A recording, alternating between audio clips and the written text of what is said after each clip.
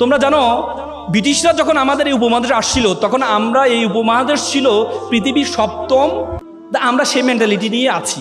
বড় স্বপ্ন দেখতে পারি না, এমডি হব সে স্বপ্ন দেখতে পারি না, বড় ব্যবসায়ী হব স্বপ্ন দেখতে পারি না।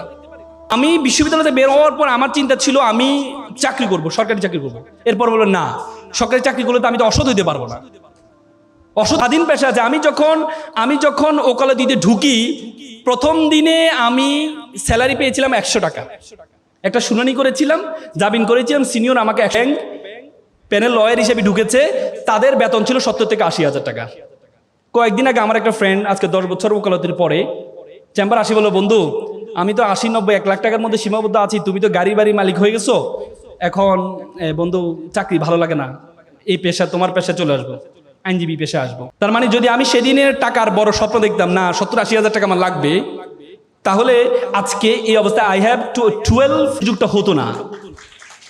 এজন্য তোমাদেরকে চিন্তা করতে হবে যে তুমি কি চাও, তুমি কে, তোমার সম্বন্ধে। আমরা সবসময় বললাম না ব্রিটিশরা আমাদের মাথা ঢুকিয়ে দিয়েছে আমরা তো ছোট।